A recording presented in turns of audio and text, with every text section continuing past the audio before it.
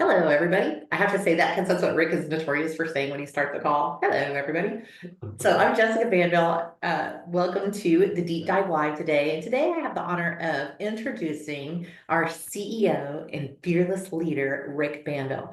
So you all see Rick as being somebody who's highly accomplished. He's doing an amazing job in leadership here at USABG. I can speak personally. He's an amazing husband and father. He's a man I can respect and admire. He's somebody that I've seen his life. I didn't know him when his life was in shambles, but I've heard the stories, right? And I praise God that I wasn't here for that part of his life because I probably would have killed him. But I can tell you that I'm so proud of the man he is today, not just in our lives, but to see all the lives he's impacted, many of which are on the call today. There's been many agents throughout the years I've known Rick, which is 13 years now, that he's changed many, many, many lives. Same thing for our clients. He's done really good things for our clients, for our community. I can tell you that not only is Rick a good leader for USABG, he's a good man. So I'm very honored and proud to introduce my husband and our CEO, Rick Banville. So from bankruptcy to financial freedom with USABG. Tell us your story, Rick. Thanks, Jess. That was just such an awesome introduction. I want Jill to give you some lead credits too. Take some money in your bucks. Bucks account. Okay. I want to thank you for that intro, but I want to thank you all for coming on the call and hearing me out. I get asked to do this once a year. I don't think I did it last year, to be quite honest with you. To kind of share my story because we have so many new agents. A lot of you, we haven't met yet, right? But we're going to meet. We're going to meet. We're going to meet at a trip, an incentive trip. We're going to meet at a USCBG conference.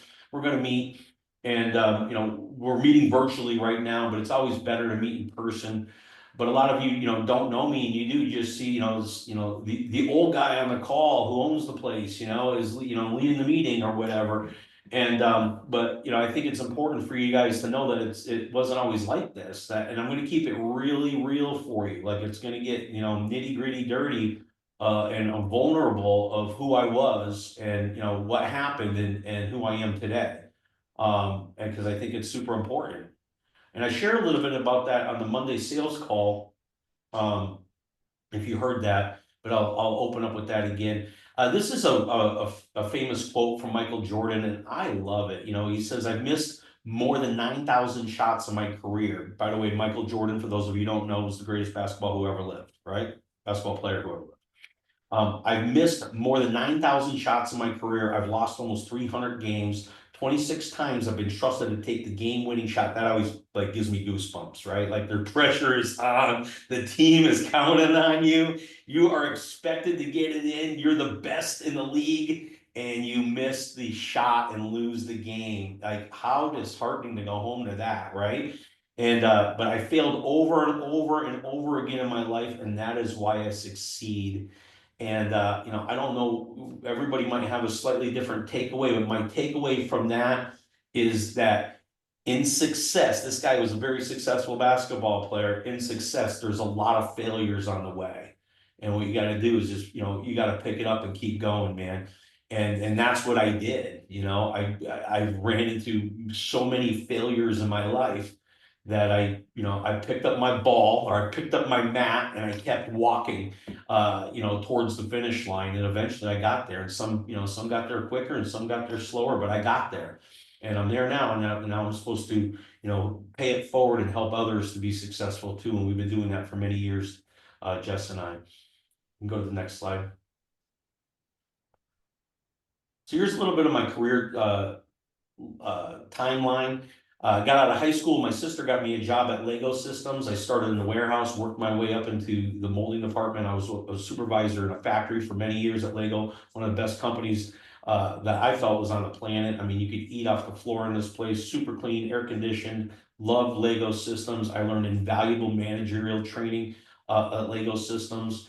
And but one day they decided that they're going to mold bricks in Mexico, and I wasn't invited. Not that I would have gone to Mexico, but I'm in my early 30s, and I'm like, man, that sucks. I've been here for 11 years, and I had, and back then, I mean, we're talking 30 years ago, I was making $50,000 a year. I had 4 weeks paid vacation, 401k, insurance, and I wasn't planning on going anywhere, but the rug got pulled out from under me, and I didn't want to go work at another factory on second or third shift. And you know, And then they do it to me again when I'm really, really old, when I'm 40. That's what I thought. I remember that, right? I'm like, I'm 50. I just turned 57 this month, by the way. I thought 40 was old, and there ain't no way I'm gonna go work for a factory for 10 more years and they fire me again because nobody's gonna hire a 40-year-old. I really thought that, just the ignorance of a young man. And so I went and if you go to the next one, I went and got an entry level sales position selling alarms. By the way, that lower picture, I'm not really super proud of that lower picture there in the corner. That's me bombed out of my gore at Tampa Gasparilla about 22 years ago. All right. And I did a lot of fun things. That's me in the snowmobile, and that was me at the beginning lifting the weights. And I've done a lot of cool and fun things in my life. Some I'm proud of, and some I'm not, not so proud of. But I got into alarm sales because it was an entry level sales position. I figured, hey, I'll work for myself somewhat. I didn't know if I could sell. I had no idea, but I found out that I was really good at sales. And they put me quickly in charge in New York, New Jersey, and Connecticut. I was like the manager of this tri-state area. I was teaching others what I did. I just walked into people's homes. I wasn't even really trained that well, but common sense. Hey, if they were in a bad neighborhood, we would talk about burglary. If they're in a great neighborhood, we talk about fire. I mean, it wasn't rocket science. And I would, build them a package, and the installer would go put it in, and they bought a lot of stuff from me, and I made a lot of money. And it was really, really cool. I helped bring the sales team from a 40% close rate to a 72% close rate in 4 months. And they were really impressed. They were so impressed. They said, hey, we want you to go down to Florida and open up some sales offices down there. I said, sure, I'll go, because my life was in shambles. I was drinking heavily. I didn't have a wife at the time. And I said, sure, I'll go down. I'll give it a shot. My parents lived in Florida, and I had nothing going on for me. And I thought if I just, if I left the environment I was in, the geographical change might be good for me. So I gave it a shot, and I picture me with my little stick in my handkerchief, packed my stuff, and went to Florida to go crush it. Well, I don't know what the heck happened, but the economy blew out, and the owner called me up, and he says, hey man, I go, hey, where's all the leads? I can't build the team without the leads, right? And they would send us on these, home appointments. And he said, yeah, the leads are drying up, the home sales are drying up. We need you to come back to Mass. And I was there for like a year or two. I'm like, I love Florida. I'm not going back to Mass. I'm not going to do that. And we severed ties at that time. And it says, geez, I'm going to have to get a new job. And so I opened up the newspaper, and I saw a position for it said insurance sales, and it was the word I never heard in my life was residual income or renewal income. And I said, ooh, that sounds like I'm going to get paid next year for the work I do this year. Let's go check this out. And I drove down to St. Petersburg, and I went to this company called Cornerstone America. They sold indemnity plans at a time when ACA wasn't here. They were fully underwritten indemnity plans. And it was a tough gig, and the plans were nowhere near as robust as they are today. And I see the tragedy ensued, but before I started working, my first day of the job was April 26, 2004. Didn't have an insurance license. I woke up hungover. I went to go get in my car, and it was on the back of a flatbed, and it was being towed away, being repoed, right? I had to go wake up my wife at the time, not Jessica. I wouldn't have been able to attract a woman like Jessica back then. She said, I'm so glad I wasn't in this life, babe. You would have never come near me in a million years, who I was back then, because I was like, I like to have fun. I was a rascal, and I like to party, right? And I played a big shot, even when I wasn't. I pretended to be one. I had to wake up my wife and say, hey man, my car got repoed. I'm supposed to start my first day of my insurance job, which I don't have an insurance license. We're in East Tampa. It's in St. Petersburg, 45 minutes away. I need you to give me a ride. And she got up and got me a ride, and she was hungover, and she was pissed off. And we fought all the way there, and we fought all the way back. And she left me at the house, and she went out and drinking. And she got in a critical car accident, and she ended up with a brain injury in Tampa General Hospital. It was like she had a stroke, but we didn't know if she was going to make it for a long time. It was horrible. So, well, my car got repoed. My other car is totaled. My wife's in the hospital. I don't have an insurance license. They're not going to pay me until I get one and actually make some sales. And I'm in pretty bad shape. At that time, I'm in the middle of a bankruptcy. in a foreclosure with my house that was up in Massachusetts. And so how am I doing? So if you guys are doing better than that today, I hope that makes you feel better. Like if you're not in that position, whatever problems you have, that's a pretty, you know, you're in probably a better spot than I was at that point. So you're in a better starting place in your career here at USA Benefits Group than I was, say, or in this business 20 years ago. And I failed my test because I had so much pressure going on. But I did what Michael Jordan did, and I kept going forward. And I found out that I was pretty good at, I knew I was pretty good at sales, but I found out I was really good at insurance sales, and I started making a living selling insurance. Cornerstone America had kind of a hostile takeover, and I followed some of the leaders, the only leaders I knew, opened up a new company called IPA, or Independent Producers of America, and I followed them to there, and it was a very similar model. It was a captive agency, and it was a one-trick pony type of thing, very limited indemnity plans, and I did that for a few more years, and I ended #2 producer at IPA, which is a very large company. It was larger than what USABG is today. Helped build large offices in Tampa, Daytona, and Jacksonville. In Jacksonville, I started from scratch, and we in our first full year, we ended the #4 team in Jacksonville, which was pretty good. But I was getting burnt out, man. I was driving to people's houses. I was hiring and recruiting, and the business was falling off faster than I could put it on. Because I'm going to tell you why. Because you guys, you USABG agent brokers, were coming in behind me, my captive ass, and stealing my deals. And when I say that, you were actually taking better care of my customers than I was. You were putting them in better products at a better price, and my deals were falling off the books faster than I could put them on, and I was getting very frustrated. And I wanted to quit. I was going to quit insurance. I didn't care. I came to a point where I was going through a second divorce, and I wanted to become, I didn't care if I became a garbage man. I didn't want to do this anymore. And that's when I ran into USA Benefits Group and Don Duryea. I went into one last house, and it was a business in Daytona. And I got my butt kicked by a product called Team Core that I knew that USA Benefits Group was selling. And I called up Don Duryea. I had his number on my phone because I had sold Team Core for a short period of time. And I called up Don Duryea, the founder of USA Benefits Group, and I was desperate, and he had me at hello. When he answered the phone, he said hello, as I was going to work with you, man. He told me how to sell insurance over the phone and over the internet with USA Benefits Group. I fell in love with the model, and I jumped in with both feet. And I says, Rick, you can't look left, you can't look right. You got to stop jumping from company to company. You got to bloom where you're planted. This is a good company. They have good products. They have good compensation, the good training. I love the platform, and I just started, crushing it here at USA Benefits Group. And I love that it was non-captive. And I built a large team here. Dave Morrow's on the call. Dave Morrow was with me at Cornerstone and IPA. He wasn't really with me. We were just like parallel. But he called me up one day and he says, hey man, where'd you go? You've been gone from IPA for a couple of months. And Dave wanted to quit, and he was going to get a job just like I was. And I said, dude, I'm at this podunk company called USA Benefits Group. I sell in my pajamas, and I'm crushing it. And they got a product for everything. And I'm like, at this point, I got a full beard. And I'm like, I'm selling in my underwear, man. I'm crushing it. He's like, no way, I'm going to jump in, right? So Dave jumped in, and we started building a team together, and we built, Top Guns was the name of our division back then, and we built, a large division here at USA Benefits Group simultaneously while he built a large region. And we neither of him or I left, since. We've been here doing that, ever since. So it's been a blast. Can we go to the next slide? I'm going to pause there, and I'm going to come back to USA Benefits Group because some things have happened, right? So I still got some problems, right?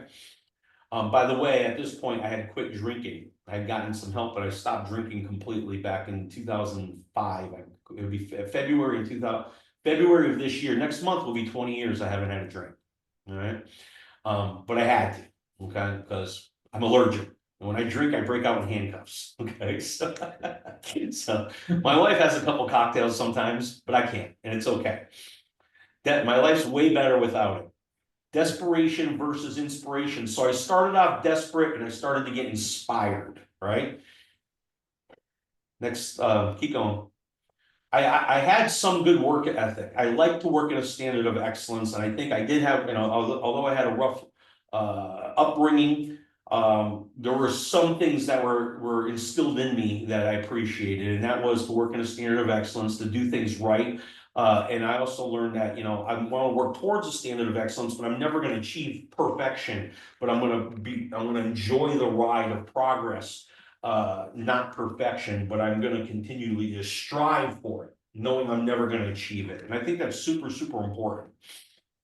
And I think that can help get you, that can get you far, but it didn't get me all the way. So at that point, when I had come to USA Benefits Group, I had been sober for 5 years, but I still had some serious problems, right? So I'm sober 5 years, okay? But I'm in alcohol's defense, I'm still making some poor decisions. I had 4 tax liens. I still couldn't pay my taxes on time. I was going through a second divorce, and I was absolutely miserable. I had, you know, credit cards, loans, savings, and even emergency funds always allowed me to spend more money than I was making, which isn't good. It's not a good formula for success. I needed to change my behavior, but was repeatedly struggling to change. In other words, I was able to stop drinking, but I was still making some bad decisions, and I found it very hard to change consistently. I could change for a period of time, right? But not permanently. So I was trapped inside of myself, and I like to call it stark raving sober, right? I'm sober, but man, I'm not real happy. And that's not a good recipe to stay sober. So I like to say I was in a seemingly hopeless state of mind. And I wasn't in a hopeless state of body anymore. I was in a hopeless state of body. The booze was not in my body. So I wasn't having that problem, but I was in a hopeless state of mind. And I got desperate enough to ask for help again. And that's when I found a spiritual mentor. If you can go to the next slide.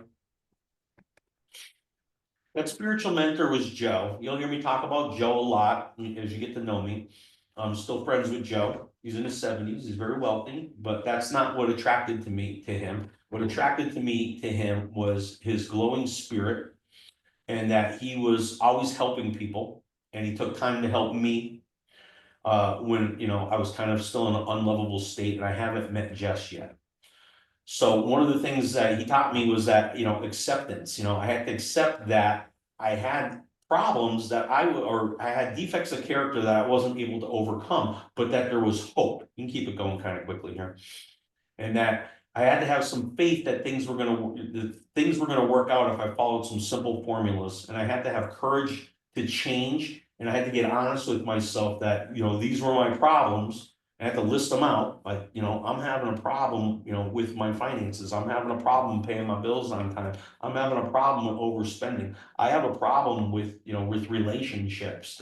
You know, I'm having these problems. And guess what I found is that the common denominator was me. So in all these relationships, you know, I'm the problem, right? Because I'm the common denominator. They're not having problems with each other, but I'm having a problem with everybody, right? And so I had to get honest about that. I had to get patience that this wasn't going to change overnight, that this was going to be a lifetime affair. And, you know, and have the humility that, you know, I'm not all that in a bag of chips. And that willingness to change, number 8, I'm a number 8. So I had the willingness to change, but I didn't necessarily know how. You know, 9 talks about brotherly love, but brotherly love, you know, nobody wanted to hear sorry from me anymore. What they wanted to see was change. They wanted to see me, my parents wanted me to be the son I'm supposed to be, right? And show up. My siblings wanted me to be the brother I'm supposed to be. My employer wanted me to be the employee I was supposed to be. My agents wanted me to be the leader that I'm supposed to be. Everybody, you know, had these expectations of me that were right, and I was wrong. And so I had to change, and that is making living amends, right? Nobody wanted to hear sorry. They wanted to see me step up and start being that man that I'm supposed to be. And so, you know, brotherly love is treating people like they're supposed to be treated, treating people like they want to be treated, right?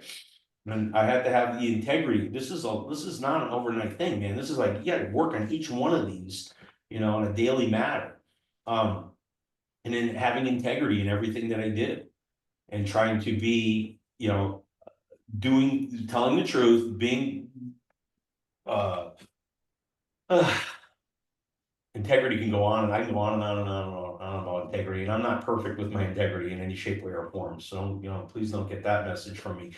But integrity meaning that I'm going to do the right thing, as well as I can. It's progress, not perfection, right? I have to realize that I'm lying to myself. No, that's not the right thing. Oh my gosh, wasn't fully transparent in that. I need to go back to that person and tell them what's really going on, right? And have that type of integrity. And then self-discipline was definitely not one of my strong suits, right? And still struggle with a lot of self-discipline. And but I have to work on these things. And one of the biggest things is because I don't have anything to give away right now, but as I work on these things and I get better one day at a time and I have that patience to let God work on me and my heart and cleanse me of these defects of character, then I got to start paying it forward and helping other people, and not just in business, but in charity and time. Like Joe helped me, I'm supposed to help others. That's what service is. So now I'm doing character building 101. And now I'm taught that the solution to all my problems is to help someone else with theirs. I heard that from Joe. I know Zig Ziglar says a form of that. But now I have something, right? Now I have something. I have a foundation. I have a better character and integrity than I used to. I'm not stark raving sober anymore. One of the things I had to do was call the IRS and get on a payment plan. And I'm going to tell you something. The minute I did, and I didn't want it.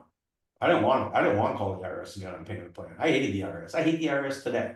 But I pay them. But I pay them today. I don't owe them any money. I don't have any tax liens on my credit report. I got a fresh start many, many years ago. The minute I started paying them, the money came, and I was able to easily overcome. It was like $60,000 in tax liens. I was able to easily overcome, and I wasn't making that kind of money, and that was pretty cool, right? And I learned something spiritually there. I'm like, wow. If you pay your bills and you pay them on time, and if you at least make the effort, like the universe comes in and sweeps in and helps you, right? God, universe, however you want to call it, right? The creator, he's like helping me out. Why? Because I made a decision and started taking steps towards the right thing. And that blew me away. And I was like, oh, this is real. This is really working. This is amazing. And I love this quote. I'll read it quickly. Like a gaunt prospector, belt drawn in over the last ounce of food, our pick struck gold. See, I struck gold. Bang. I had a epiphany. I had a realization, right? That joy at our release from a lifetime of frustration knew no bounds. Father feels he has struck something better than gold. And I'm not talking about money here, guys. I'm talking about peace. For a time, he may try to hug the new treasure to himself. He may not see it at once that he has barely scratched a limitless load, which will pay dividends only if he mines it for the rest of his life and insists on giving the whole entire product away. We like to say here that we're 3 feet from gold, right? We're 3 feet from gold. We tell the agents you're 3 feet from gold, man. You don't know. One more day, one more week, one more phone call, man. You're gonna hit the mother lode, and the world's gonna open up for you, and the treasures are gonna come because you've been working at it consistently. So by doing all that, suddenly my life's starting to change. And guess what? Now I'm becoming a man of integrity that I can attract somebody like Jessica, right? Which I'm still blown away sometimes, even to this day, 13 years later. But that's a cool thing, right? Now I have a helpmate, I have a partner, right, in life, a real partner in life. And my picker was broken before, and my picker got better too, right? I was picking the wrong people to hang out with, the wrong people to marry, the wrong people to hang out with. Now we want to be with our, what do we call it, Jessica? Our circle of champions? Yeah. Jessica's in my circle of champions, of course, right? And we have a circle of champions. I want to hang with winners. I want to run with winners. I want to run with people that have the same goals that I do. But we laugh because when I met Jessica, I met her. She likes to say, Jess, I'll let you tell the story a little bit. You love to pipe in here, but our first date, how'd it go? Well, the very first day, he's recruiting me. I'm like, I don't need a husband, or I don't need a job. I need a husband, bro. Stop recruiting me. And I hate insurance. I don't want to work in health insurance. I'd rather chew my arm off. She said that. She said that. I couldn't I'm not help. watching a little video on a date. I don't want a job. I'm a salesman through and through, and on our date, I started trying to recruit her to USA Benefits Group. And her response was, I'd rather chew my arm off than sell health insurance. And at that point, I was concerned I wasn't going to get a second date, but I did. Okay. So thanks to Jessica's grace and mercy, we're here together today to help you guys. So that's good, right? But yeah, so we met, we got married, we had a baby. She did start working into the business. And not necessarily all in that order, but together we produced the second top producing team with USA Benefits Group. It was so big we had to break it in half. It was just the Top Guns. We broke one off called the Dream Team. She ran Dream Team, I ran Top Guns, and we pushed 2/3 of USA Benefits Group business for many years here. ACA broke out back in 2010 was the law. 2012 it got real, and I was like, holy cow, Jess, we're going to be able to sell to the broke and the sick. And I had boxes and boxes and boxes of cases of people I couldn't help that were too broke for the insurance or too sick for the insurance that we were selling back then. And we had to open up an office, and we did that. We opened up a little 1,100 square foot office next to a methadone clinic. Anything you want to share about that, Jess? No, it was just a great experience. We didn't know what we didn't know. At that point, we were the first ones to have opened an office in USABG. So we really didn't have a mentor at that point to show us exactly what to do. I remember us being terrified. Our first employee is down in the right-hand corner, the girl in the gold vest. Her name was Stacy. She was our very first employee. We actually hired her site. The moment she walked in, we did an interview. She had some administrative services skills, and she had come in with her schedule and said, well, you know, I didn't know what you were expecting, so here are the times that I could work. We said, you're hired, come on in. And we were terrified though. It was $10 an hour, I'll remember. And to us, that was a ton of money, because we're like, how, you know, I was new to the business. Rick had been in sales for a while, but you heard, you know, he's just coming out of this you know, bad part of his life. So we didn't have resources at that point. And I remember it was terrifying. I remember us wondering, like, are we going to be able to make enough money to pay this person? You hired her immediately. You said, when could you start? She said tomorrow. And you said, no, you're going to start right now. And you handed her like 15 cases to start keying into the sales tracker. Yeah, because I'm horrible at that. So she would do all the keying and administrative stuff, because I'm horrible. That's how we started her off. That's exactly right.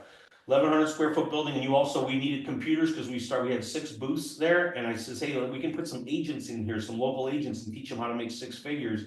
And Jessica goes, well, we don't have computers. She put a little ad on Facebook. She goes, hey, any of my friends got any computers they want to give us? And I'm not even kidding. People were pulling up in their cars and dropping off computers and printers and keypads and all sorts of things. It was unbelievable. Like we had more computers than we needed for that room. We quickly moved it we had to double it a year or two later to 2,200 square feet. And, you know, this was, you know, an in-house BA team, so to speak, right? You know, benefit advisory team, employee team, as well as our 2 large divisions that we had out there that we're really getting off. And there's Josh on the right-hand side there. That's our son. He's acting just like mom. He'd pick up the phone. Yeah. He'd hang up the phone and he would say, I got a triple, put it on the board. He would say things like that because he would hear his mother, right? Yeah. Keep going.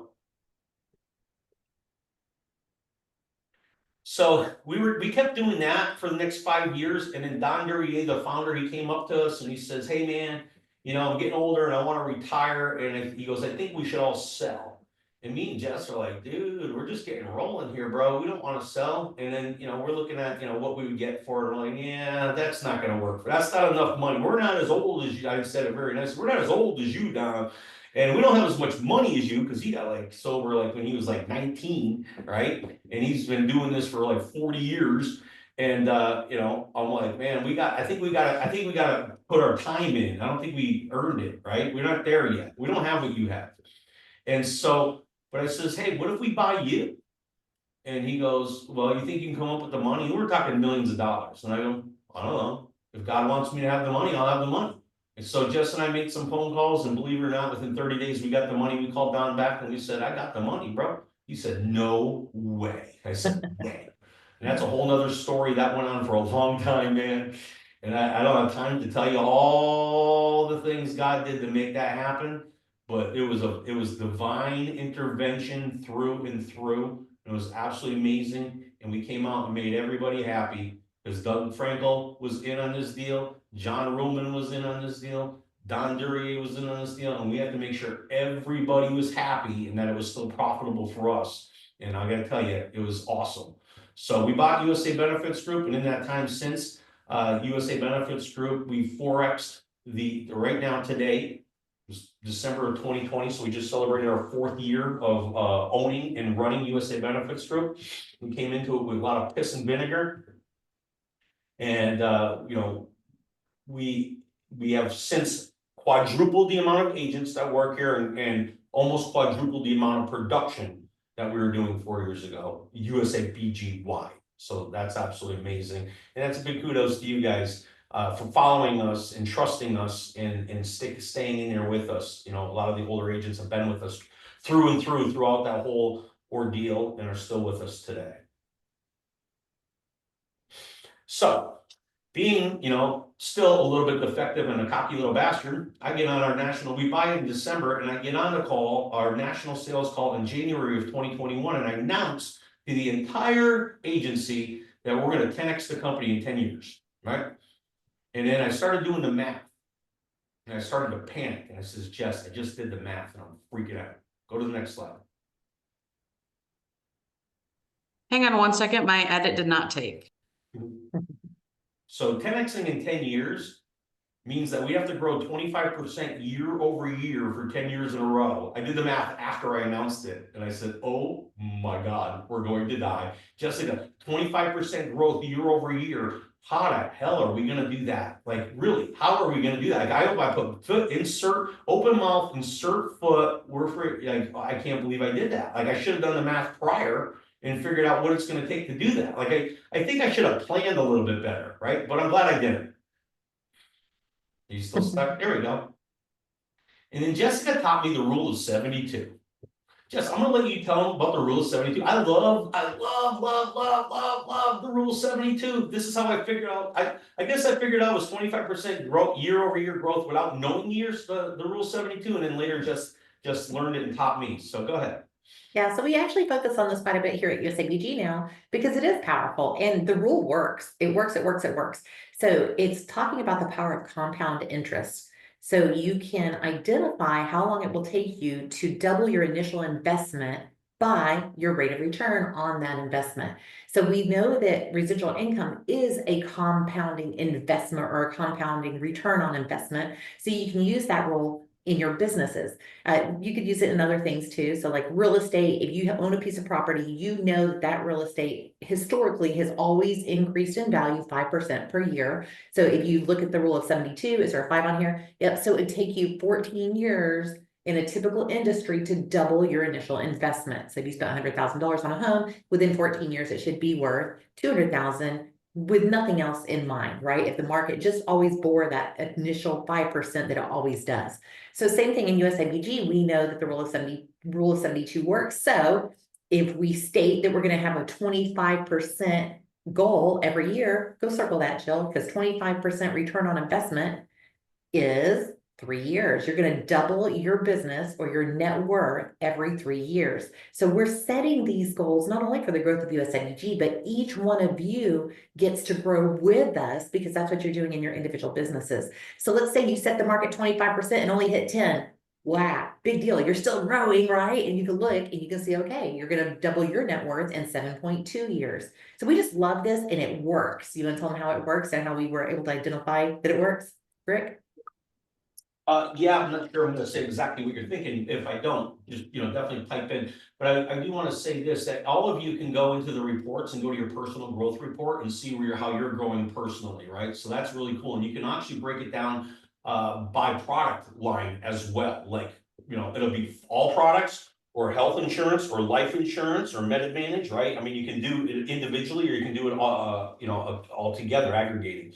So reports, personal growth report, you should live and die by it if you want to grow your business. You know, I'm assuming most of you do, right? Some of you don't. Some of you are like, you know, exiting out and are, you know, getting tired and you're at your end. And that's okay too. But most of you, you know, are here to grow a business, and that's what we're here to do. We're still full of piss and vinegar. Yeah, what I was going to share is when we first talked about this, you said, Jessica, it's true, it works. Like you went back and you looked at the business and you looked at all the goal setting that we're doing, you know, how we, you know, the typical goal is missed in year 1, it makes it in year 5. We looked at the rate of return, you started running all the numbers, and you're like, yeah, it absolutely worked. You were able to identify and prove that the formula worked based on our business. Yeah, I understand perfectly where you're going with that. Yeah, the first year we hit 22%, not 25, right? And Jess was like, well, you know, because she works with a lot of business people in BNI, and she's like, hey, man, most people don't hit their goal their first year, right?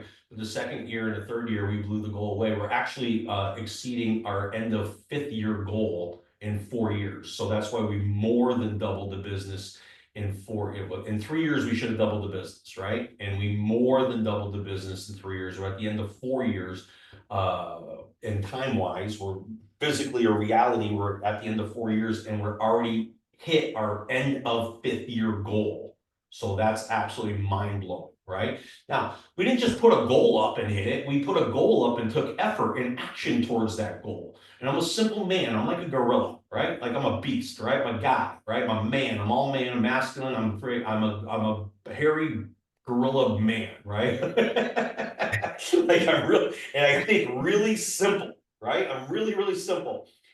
If 135 agents good, 270 better, right? It's not rocket science. We need to recruit and train more agents and give them a freedom making career opportunity like we got. And a lot of them are going to pick it up and run with it and be successful in this business. So we went on a recruiting bender. Now, on top of that, we improved everything. We improved the platform. We improved the onboarding process. We improved the training. We've got Jill's our training coordinator. We improved the training calendar. We improved the amount and the quality of trainings that are on there. We improved the lead options. We're continuing to improve all those things to give to bring more agents in, but to give them a better experience and a fighting chance at making this much quicker and much faster than we did. And I am like the parent, we're like the parents. I used to go to school walking uphill both ways in the snow barefoot. And I was that guy. I used to drive to appointments and I used to have crappy insurance products and I used to have crappy leads. I had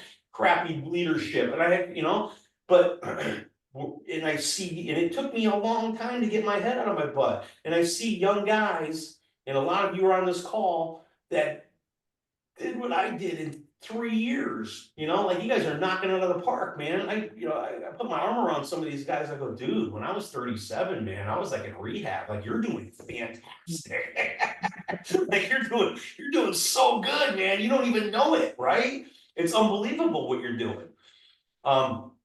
Hiring help, time for proposition over money. That's where Jessica and I were when we first opened that office. We didn't have enough time. We had to hire somebody. I could never afford to hire anybody until I hired somebody, because when you hire somebody and you train them and they can take off some of the admin work off of you, and then you're doing what only you can do. This is your money maker, right? Our throat and our voice are our money maker. We should be on the phone talking to people and then finding out what their problem is and solving their problems. You know, that's how we get paid in this world. Unless you work for the government, you get paid by solving people's problems. You can solve giant problems like cancer, or you can solve a whole bunch of little problems like financial problems or health insurance problems. And that's what we do here at USA Benefits Group. We solve problems and we get paid handsomely for it, right?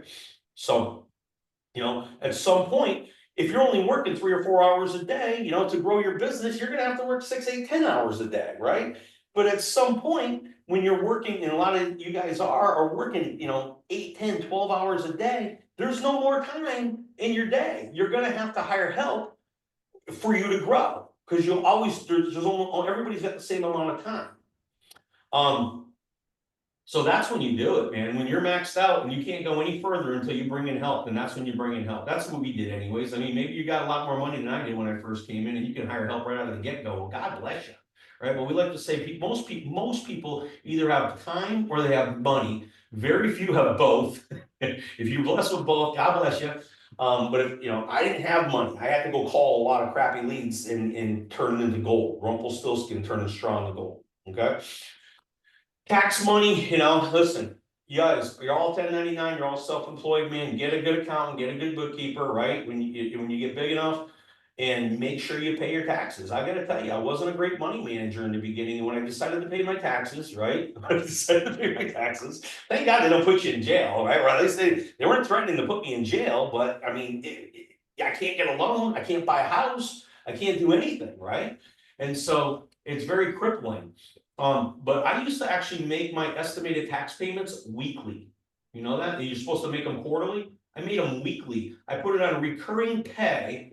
In my weekly bill pay, Bank of America bill pay, I mean, I'm sure all banks are the same. I have bill pay and I make a recurring payment to the IRS every week. And then later, when I became stronger and did things more consistently and became more financially sound, I started paying it monthly, right? Because quarterly was too much. I mean, paying $10,000 or $20,000 in one chunk was like, that's crazy. I'm not going to do that. But I can pay, you know, $1,000 a week, right? And then eventually I was able to start paying quarterly. So and then of course I would take advantage of every deduction that my accountant or my CPA would let me, right? So I tell them the truth. I was honest. And I would tell them, you tell me if it's gonna go through or not. It's up to you, right? And then tithes and charity, and this gets back to service and giving. And one of the things that I was taught was that, you know, I put 20% into savings. And I put 10%, I give 10% away. And so, you know, I 10% to a church that you trust, that does good for the community, right? I do that. Or you can give 10% to something else that's near to your heart. But you know, giving to the needy is part of the deal. It's part of universal law. And I gotta tell you, when I did that consistently, and I could never afford to tithe until I tithe. Right, and then doing that hurt, and I didn't want to do it. And at first I did it inconsistently and I sloppily and here and there. But whether I even show up or not, they're getting a check from me because I know they're doing good for the community. And I don't necessarily have the time or and I do sometimes, but to, you know, get out there and do what they do. But I can support them for doing that. And I have no problem writing a check for those who want to go do the sweat work. And, you know, because I have other obligations, and not that we don't volunteer for many things on top of it all. But I think it's important. I know it's important because Can I, before we go into this section, I just want to mention some things. So, you know, what's fascinating to me is to watch how the principles of finances work. Because, you know, when Rick and I met each other, we were each had just gone through a divorce. Each of us were in a position where we probably hadn't been the best money managers ever. And so we were both in a position where we each had $5,000 to our name. We both had a home that was mortgaged. We each had a vehicle that had a lien, or not a lien, but what do you call it? We borrowed money for our vehicles. And then I had a little investment property that was paid off. But other than that, that's how we started. And so it was a challenge. You know, a lot of you are in a better position. Some of you aren't. Some of you are in the position where I was when I started my first job. And I remember I was giving plasma just to put gas in my car. So if you can identify with that, you know, we understand what it's like. We've been there. So when we're talking about the principles of money, you know, again, we just want to talk about the fact that we understand it. And we also have seen the blessing of doing it right? So we were doing it wrong for so many years. And as we got better and learned better and really learned, you know, for us, it's God. And for you, it could be whatever you want that to be, right? But for us, it was God. And we believed in the principles that the Bible were teaching us about financial principles, which were, you know, it's the one thing in the Bible God says, test me on this. And it's about finances, about giving the first 10% back. So in our, you know, the way we believe is that everything is God's. And all he's asking for is the first 10%, not because he needs it, but as a measure of your faith. And if you'll step out in faith, and that's what we ask you to do here too, right? At USABG, we're asking you to step out in faith and believe the process that's that's been created and that has worked for others before you. And that's how we took it, as the Bible saying too. And then God said, test me on this. If you will do this, I'm going to open the floodgates and you'll have more blessing than you can handle. And so we believe that. Does it mean it happens immediately or it always works? No. And I hate that part, right? Because I want it to work immediately and I want it to work the way I want it to work. But one thing that Rick says a lot that I hear him say is we don't get to choose the blessing. We just know that we're going to be blessed. And I can tell you, looking back, like on his life, even like that first wife, Laura is somebody that's still in our life. And at this point in our life, we get to help take care of Laura because of the decisions we've made and because we've cleaned up our lives and we've taken the right path. Again, it's not perfect, right? But we're able to turn around and bless people back whose lives we've touched, even negatively, or that didn't have a good outcome in the past. So it's so powerful. The idea of money being energy is so powerful. Yeah, that's all good. That's excellent. Somebody was asking me, you know, when I started to, you know, believe in God, and it was 20 years ago when I needed to quit drinking. I couldn't quit drinking. I asked God to help me. A God I didn't believe in or no. I asked him to help me stop drinking because that's what they told me to do. Like, yeah, there's nobody out there that can help me, man. But I'm gonna say the stupid prayer because I'm desperate. Immediately the obsession lifted from me and I hadn't had a drink again. And after a few months, I'm like, man, who are you that helped me? This is kind of crazy. Like you really are helping me personally. And it blew my socks off. And that's when, I went to a church to learn more about God. I thought I was going to get a history lesson and it was revealed to me and I believed. And I've been walking in that faith ever since. So it'll be 20 years in May. What is this? Investing into others. Jess, why don't you take this slide? So when is it a good idea? So what we said, and again, I don't know the right answer here, but I can tell you what we did. And what we did is when I came in, it was when I've always said it's when you make your first $100,000, right? Because to us, that was a comfortable number. It felt good, like, okay, we can take a chance now, right? Like we're stable. I guess really it's probably going to say when it's stable. If you are not working at your full potential, if you're not maxed out though, don't do it yet. Wait until you're in a position, because when you're first starting the business, you have to do it all yourself, unless you came in loaded. If you came in with a lot of money, knock yourself out. But we didn't. We didn't have that luxury. So and there was a time that things got really, really tight. We went through our savings at one point because we made some poor decisions. And again, we didn't quite have that leadership showing us what to do in that regard. So for us, it was when you make your first 100,000, we were tapped out. We could not take one more application in a day. We couldn't talk to one more agent in a day. So then it was a good time for us to bring it on. And again, we were terrified. But some people, they're working 3 hours and they don't have the finances. I would say, don't spend the money, spend the time. Invest the time in yourself first and tap yourself out, then get to the point where you can bring other people in. So it's when you really want to start duplicating or scaling your efforts and what you're doing, and you can start bringing people in to do it. That's my take. How about you, Rick? Okay. That was perfect, right? Now we do some investing, right? So we invest in stocks. I invest in crypto. I really handle the stocks and the crypto, but Jessica handles the real estate and even hard money loans. And I got to tell you, this woman is blessed with real estate, man. We have been, there was a time when I couldn't even get a loan for a house, right? Nobody will lend me any money for a house, right? And there was a point at one point we had 7 rentals and in our own house on top, on top of it all paid for. We sold at the top of the market. We have a commercial real estate now. We have relationships with people. Don't be hitting me up for no hard money loans. So I'm gonna put this on here because we have a rule. We never lend money to friends and we don't lend money to agents. Okay.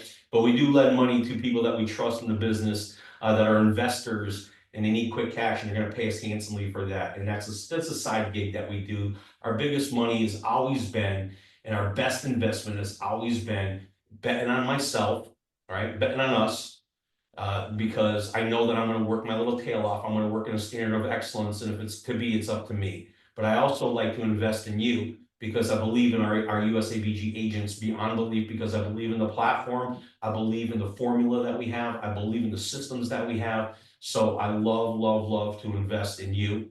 And USA Benefits Group as a whole is paying us, exponentially compared to the stock market. We're doing great in the stock market. We're above, the industry or the average in the market, which is like 10% over 100 years. And USA Benefits Group grew 31% last year. What's the better investment, right? No, hands down, USABG, baby, right? Hands down, it's you. So that's good stuff. That's good to know. So now it really takes off. My life, my career, my family. USA Benefits Group actually starts 10xing. We're 3 years ownership of USA Benefits Group, and we had more than doubled the business at that point. And we get a tap on the shoulder. We've done some business with AmeriLife. We ran all our MedAdvantage products through AmeriLife for many years, and they tapped us and they said, hey, we like what you're doing here in the under 65 market, and we would like to partner with you. And I said, well, what does that look like? And they showed me and Jessica what that looked like. And we said, we like this. We like you guys. We think you're a great company. You're a growing company. You're right down here in Clearwater, which is only like an hour from us. And we already had a relationship with them, and they came in with all the resources. They have helped us grow since and stay compliant and given us attorneys and everything else to help us help you. it's an absolutely fantastic partnership. They have 100 affiliate agencies like us. So when we go to their, their kickoffs and their conferences, we're hanging out with 100 other or 99 other agency owners like us, and we're sharing ideas and collaborating, and we're not competing against each other. And it's absolutely an incredible thing. That is our circle. That's another circle of champions, right? We're hanging around with smart people. We don't want to always be the smartest people in the room, because then I'm only going to go as far as I'm capable, and I want to go farther than what I'm capable, don't you? So we outgrew that building. So we had an 1,100 square foot building. We went to a 2,200 square foot building. We were renting. We bought a place on 19. That's a road down here. Well, 3,000 square feet back in 2020. I think it was 2020. We bought that. But in 2024, we were blessed with this absolutely beautiful commercial building that we're in now. Some of you have been here. You're all invited. I heard somebody say, I think it was Roberto. Roberto, I heard you say something like you weren't too far from us, and you're more than welcome to come here. We do a First Friday huddle every month where we have quite a bash. We have carriers. We buy you all lunch. You can see the building. You can meet the team. You can meet Jess and I. You can meet some of the carriers. You're all invited to that. We announce it on the Monday's meetings. We'd love to have you. This building is absolutely gorgeous inside and out. So thank you, Jessica. She led that project because she is the real estate guru in the family. Getting close to the end here. Bigger vision, 10x in 10 years. We announced that again 4 years ago in 2020. If you can point to what I'm talking about, Jill, that'd be great. In 2020, we had 145 signature agents, right? And our baseline, we had 800,000 points and only 21 million annualized premium. That's when we bought it in December of 2020. That was the stat. In 2024, right, 4 years later, we had our goal was 280 agents. If we just had 280 agents by 2024, we would have hit our goal. We had 700. Now, some of them are still seasoning. We're bringing agents on, right? And some of them haven't even written business yet, right? Some of them have written some business. They're seasoning. We know it takes about 18 months for these agents to season and get into their stride, like David Paul, right? And many, many others, right? That brought us 2 million in points and 51 million, our goal was 2 million points and 51 million in annualized volume. We ended December 31st, less than a month ago, at 2.9 million in points and 93 million in annualized premium. Our goal for 2025 was originally to have 336 agents, but now that you guys are kicking butt so much, our goal is now to have 840 agents, signature agents. Doing 2.5 million points was our goal, or 64 million in annualized premium, which we're already blowing away by over 33% already in 2024. But we're estimating, as long as we keep up this trajectory, and we like to increase momentum. I don't like to maintain momentum. I need to increase momentum. 3.6 million in points and $115 million in annualized premium. We're looking to hit 2030. That's only 6 years away, right? We got to go through 2025, 2026, 27, 28, 29, 30, 6 years, right? We're looking to hit 10.5 million points or 322 million in annualized premium. So we're on our way there. If we fall a little short and we only hit 200 million in annualized premium, that was our original goal anyway. I think we're going to be able to hit that, barring a catastrophic event like a war or another pandemic, something crazy, right? Other crazy legislation. We do have a friendly, insurance-friendly administration right now. We think it's going to be smooth sailing for the next 4, maybe 8 years in terms of being legislated, or less legislation, which is fantastic for us. I absolutely believe with all my heart that we're in the golden age of USA Benefits Group. Like, with all my heart, we're in it, man. Enjoy the freaking ride. Grow your business with us. This isn't just for USAB. When we say USABG is growing 25% year over year, we're saying you're growing 25% year over year. The agents and the agencies with us are growing at 25% plus year over year. This is just an agency average. This is just the aggregate or the average of all of what you're doing. That means some of you are growing at 30 or 35 or 40%. That's absolutely ridiculous. Like, come on, come get your piece of the pie. There's enough pie for everybody. That's another thing I learned. I don't have to be jealous about other people's success. There's plenty for everybody. Go eat as much as you want. How do you eat an elephant, Jess? One bite at a time. Yep. Go capture your elephant and start chewing.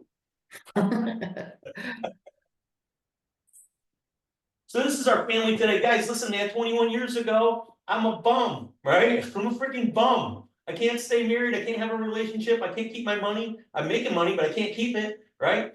And today I have you, all of you. You're all my family. I have my immediate family, my wife and my son. And we get to travel the world together, and we get to travel the world with you. And I like to say, hey, from my own experience, if you didn't come from a healthy family, and I'm gonna say this with tears in my eyes, make sure a healthy family comes from you. And this business has afforded me the ability to have financial freedom to be able to take my family wherever I want, whenever I want, and do whatever we want. And that's a cool freaking thing. Because isn't that what it's about? I don't just want to have a bunch of zeros and commas in the bank. I want freedom. That's the goal. I want freedom. I want freedom to be able to take care of my family the way I want, and I want to have legacy money to pass down to my kid and my kids' kids. And we're working on that as well. So. Whew. That was a lot. Thank you. I got excited. That was great. I'm like, oh my God, I gotta spill my guts to these guys. So Rick, help me, or why don't you, I want to hear it simply stated. So if somebody's on the call and they're recognizing, maybe I have some of those defects of character that maybe I need to get cleaned up, maybe not addiction, but the other defaults that just come with, or defects that come with just humanity, right? We've all got them. What are some steps somebody could take to really get on the right path? Yeah, I think the number one thing is to get a mentor. I had two instrumental men in my life.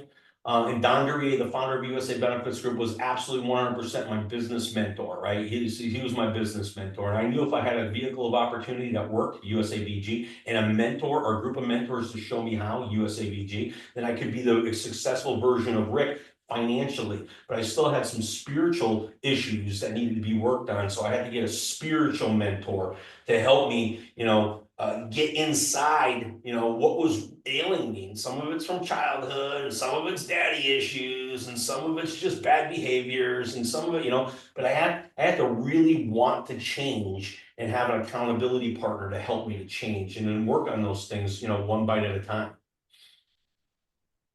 So it starts with an accountability partner or a mentor, somebody you want to emulate, and that will take the time because it's time out of their life. They're obviously having a successful life. If you want to be like them, they have to be wanting to be given and want to spend time with you and sow into you. And the thing that I've always learned, Jess, is I can't want it more than they do. When I start sowing into a man's life, and I'm like, man, he ain't showing up. He's late. He's not here. I don't know. Like what I want, and I want to choke him because he's 3 feet from gold, and I want to choke him. And I just can't want it more than him. Sometimes I need to let go and go find somebody else to mentor because this person is just not ready, That's good. Let's open it up. Do any of you have questions, or maybe you heard something that was an aha thing for you, or you just want to share back with Rick? Don't be shy. He's not. Hey, this is William. I'm just going to say that I'm glad these are recorded. Now I can go back and listen to this again because I'm like ready to go make some phone calls right now. Inspiring. It's inspiring, Rick. Thank you. But me and William go way back. He even knew my second wife. I call her my sister wife.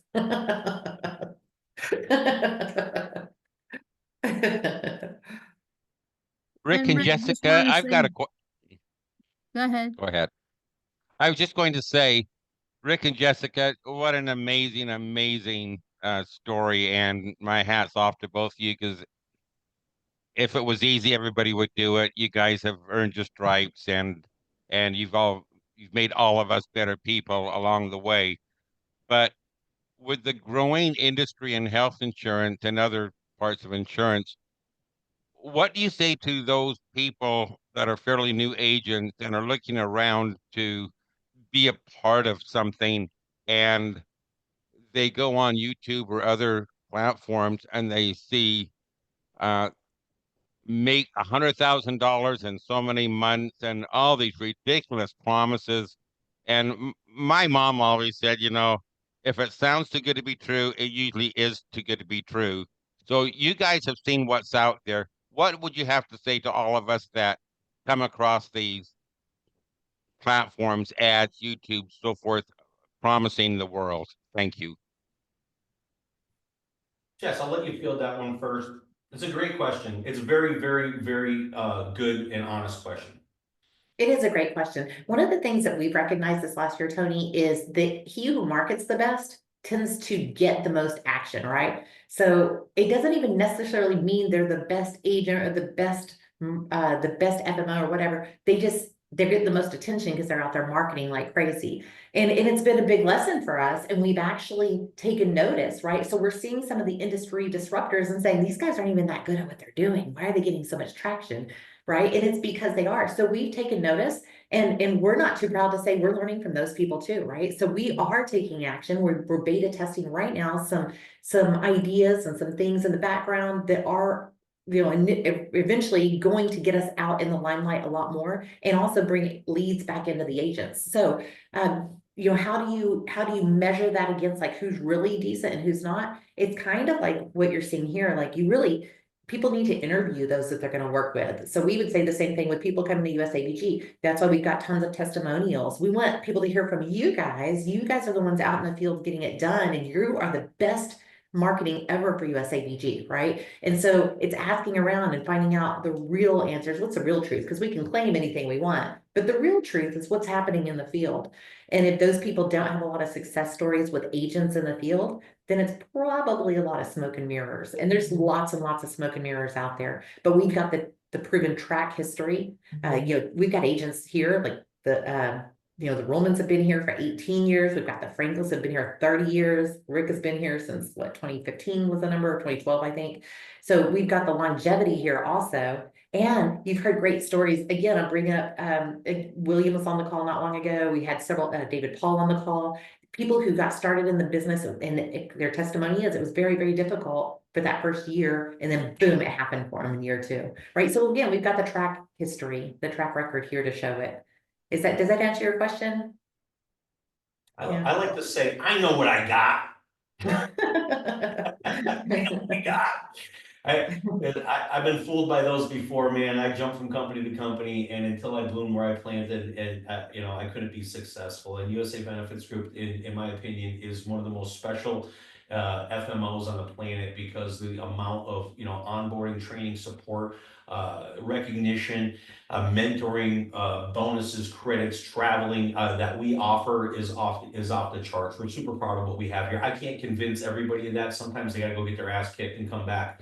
Hopefully they'll make it back over into our room, and we can show them, you know, how to be successful here. But you know what? The proof is in the pudding, and that we have a lot, hundreds of agents that are successful here, making, you know, well over six figures, and you know, well into the multiple six figures, some of them into the seven figures, and even into multiple seven-figure agency asset owners. So the proof is in the pudding. I can't convince you. You know, come. Why don't you come try a taste, and if you don't like it, we'll refund your misery.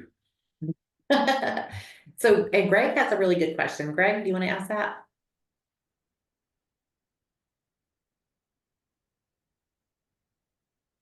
He's What was not. the question, Jess? He's asking where did you find your spiritual mentor? And really that opens up another part that you've got multiple mentors, don't you?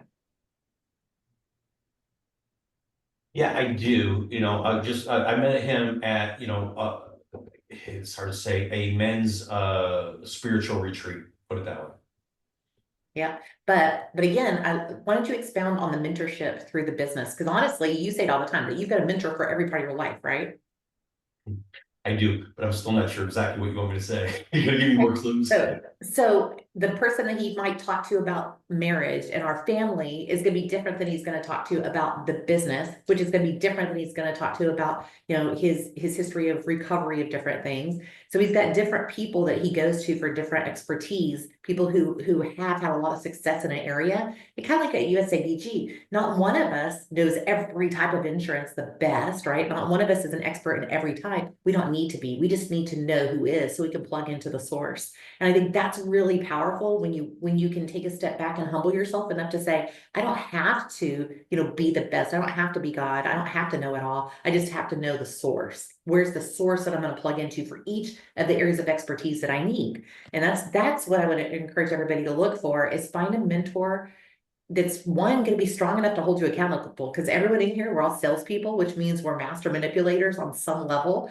right? Even if you don't think you're great at sales, you've been married, you've gotten people to date, you've gotten people to, make the food you want or do the things you want. So we're all really good at manipulating ourselves first. So finding somebody that's strong enough to say, you didn't really do what you said you do. You said you were willing to do this, but you're not doing it. Find somebody first that's strong enough to hold you accountable would be my first recommendation. You got anything there to add, Rick? No, I mean, that's a great point. I get where you're going now, is that, sometimes I'll go to somebody for a different topic. Then I don't always go to the same person for advice. And you're right, if I hear I have a local spiritual mentor, I have a national spiritual mentor, I have a mentor that I go to if I have, some advice I need for, I don't want to say marriage, I don't need any help with my marriage at all, right, Jess? And That's right. I'll tell you when you do.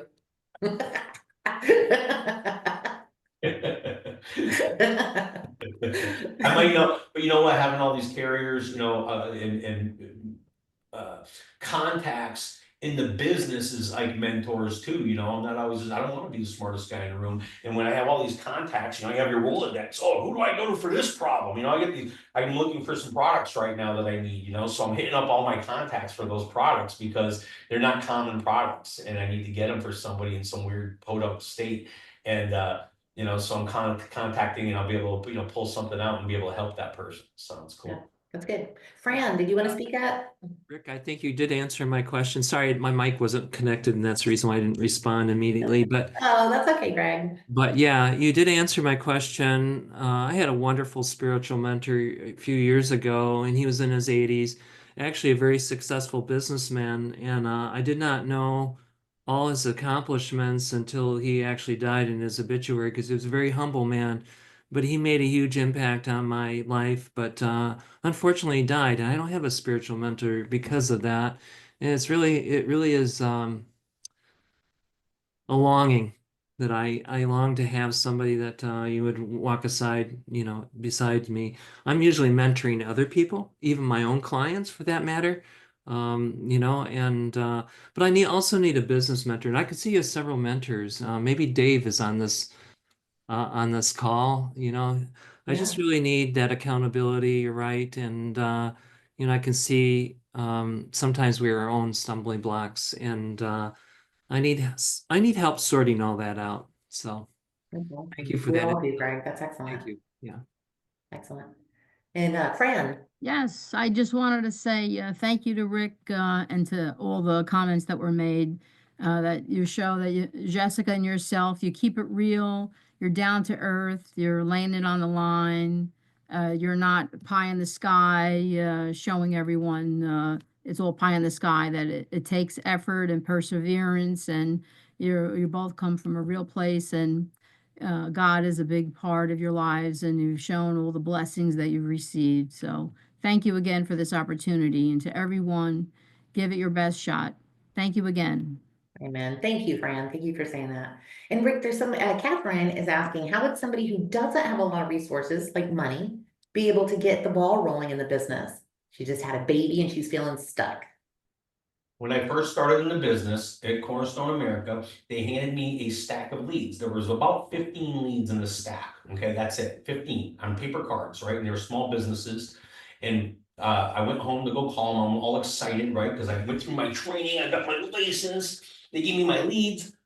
I got home, I put my headset on, I cracked my knuckles, and I called the first lead, no answer. And I called the second lead and it's disconnected. And these were A leads, right? And I called the third lead and they hang up on me. And I called the fourth lead, not interested. I called the fifth lead, they tell me to call back at another time. I looked to call the sixth lead and the date on it is 3 years old. I go, them little bastards, they put 5 good leads on top, or 5 A leads, which weren't that great, and then stacked 10 crappy leads underneath it, right? And they were old, like 2, 3 years old. And I'm like, holy cow. You know what I did? I called them all. I booked 2 appointments, right? But I started at 8 o'clock. At 8:30, I was done, right? The appointments I had to drive to later in the week, right? And so I'm like desperate, man. I'm working for milk. Like I'm living in a trailer. My wife's in the hospital, right? Like I borrowed a car from my dad. Like I gotta make this happen. I don't know if you guys know Tampa at all, but I went up Fletcher and Fowler are like the longest streets in Tampa. And I drove out there and it's 95 degrees in June or July in Florida. And I'm dripping with sweat and I'm knocking on each and every business door. I couldn't even afford business cards. They're like, give me a card. And I'm like, no, man, you give me your card, right? And they give me their card. I go, what's the best time to call you? And I wrote it on the back of the card. And I did that all day. And I had a stack of cards about this thick. I had a big rubber band wrapped around it. And them were freaking A-leads, man. And I came home and I hammered the crap out of them, right? And I sold a couple deals.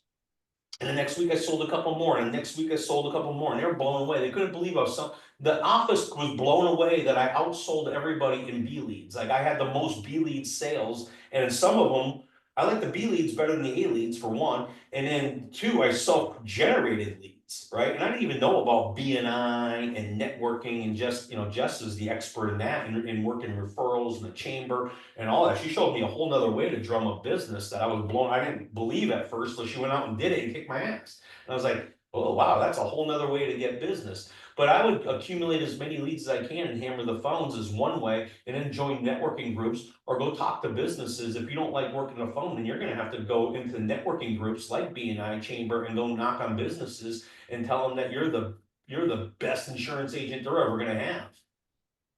Yeah.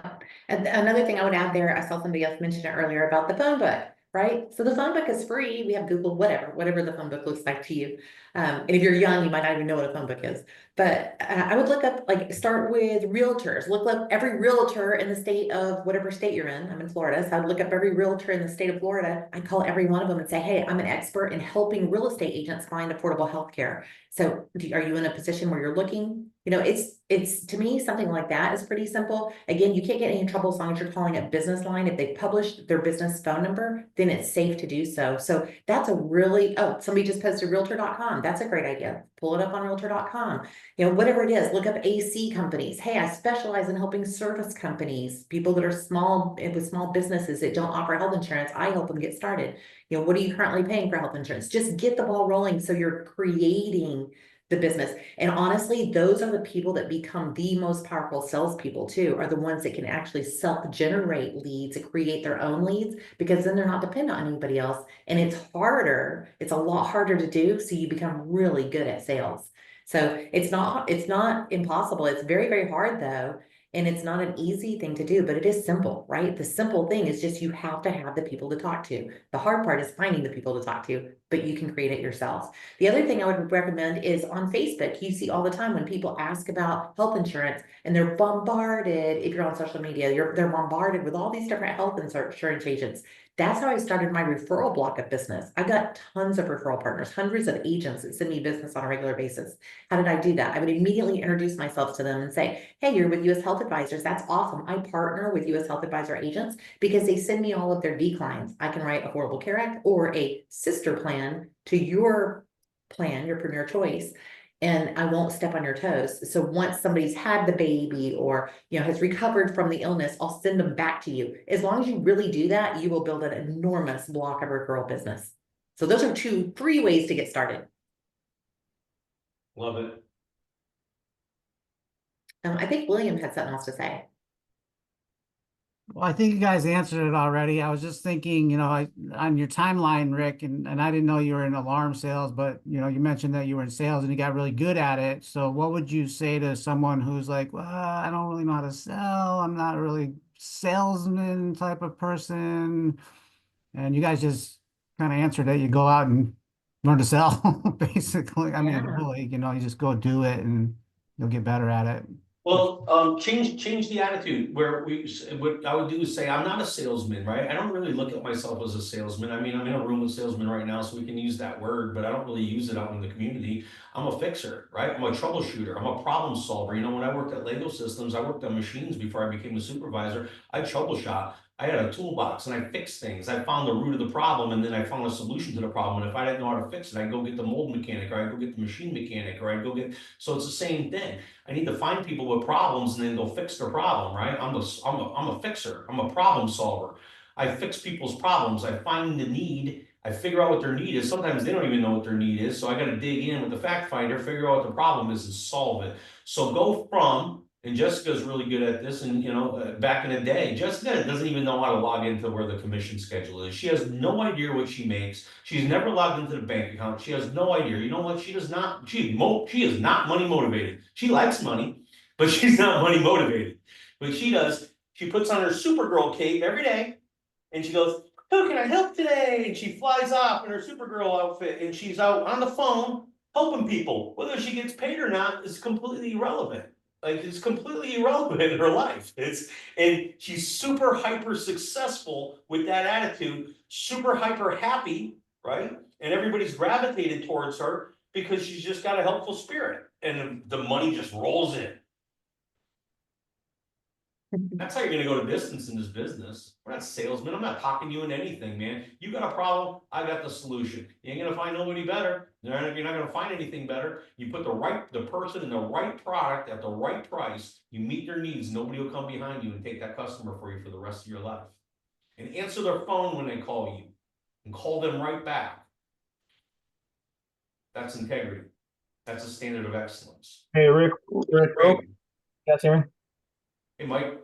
Hey, man, first of all, I just want to say thank you for doing this call, and thank you, and you and Jessica for all that you've done. I've been around the block a couple, in my short little time. I've been a couple different companies, and and I'm a big believer winners win, no matter where they're at. And I've won in other places just like you have, and in your journey as well. So, but I do want to say, like, USABG is, and I think everybody in here knows this, but it is next level, and it's a completely different experience here. And I think it all just comes down to you and Jessica's leadership.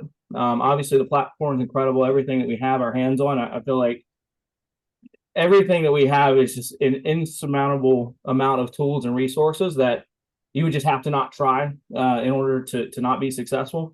But at the end of the day, I just want to tell you, you guys, thank you. And I think at the end of the day, you guys are what makes USABG great, and why you're growing at such a rapid pace. So obviously the tools are there, but you guys and the experience and just the transparency and sharing and just being open, and I just wanted to say thanks, and we appreciate you guys. Well, thanks, Mike. I appreciate you saying that. And you know what else? I know that you were out there with with other FMOs, and you came in here with your eyes wide open with some experience. And so you saying that and trusting us, was not, we don't take it lightly at all. Like, we know what it's like. We know where your heart was. We know where where you were in your walk. And we wanted to take you in and give you a safe place that that you're going to be taken care of, not just for today, but forever. Yeah, thank you, Mike. That means a lot. And William, I want to go back to you real quick. William, I want you to undo your mic real quick because I want you to say something. I want you to repeat something back with me. I want you to say, I am a very successful health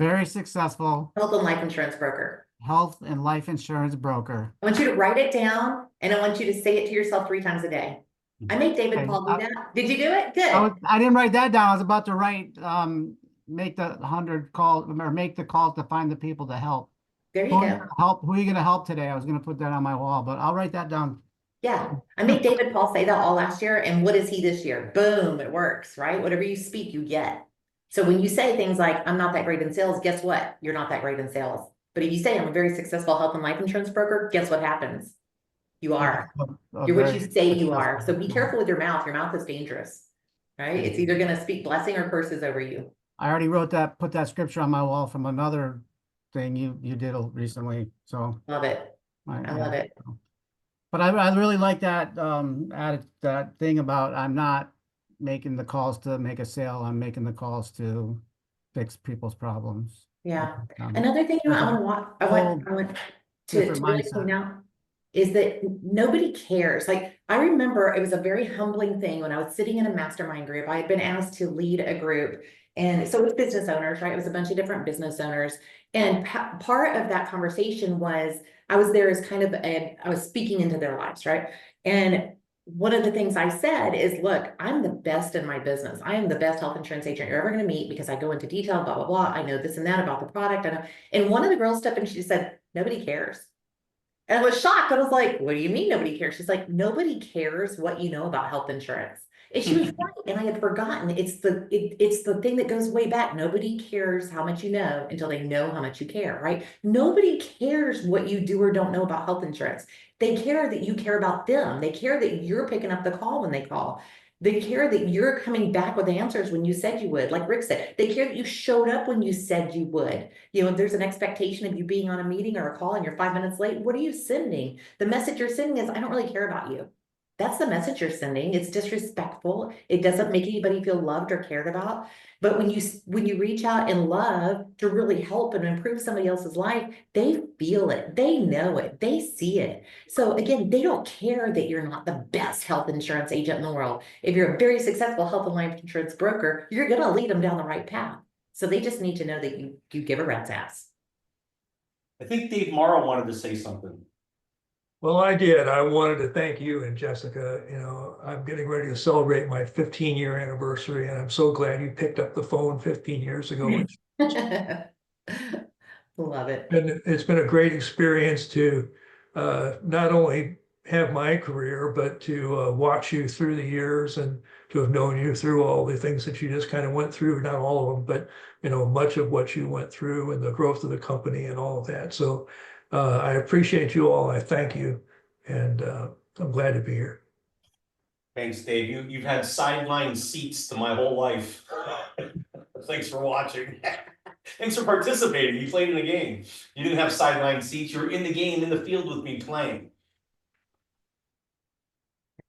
Thanks, Dave. Yeah, we love being in partnership with you. You're a great leader here, and we appreciate what you stand for and the people you've helped. Lots and lots and lots of agents be successful too, and we see it, and it's awesome. All right, well, we have gone a little bit over our allotted time, but this has been an incredible experience. I think everyone will all agree. And if you want to reflect back on what you just heard over the last hour and 20 minutes or so, all of our deep dive lives are recorded and posted in our USABG back office. Just give us a few hours to post it if you don't mind. But you can find those under agent training and calendar and then recorded trainings. We have a whole deep dive live playlist. They're sorted most recent at the top and oldest at the bottom, or you can always use that search box and type in something like Rick, and his trainings will filter out for you. But we want to thank everybody for joining us. Our call is officially over. Thanks for sticking around, and we hope everyone has an awesome rest of your day and you take at least 2 things from this meeting that you can implement in your life, in your business, and make your life shine just a little bit brighter. Thank you, everybody. Thank you for Thanks, your time. everyone. Have a great day.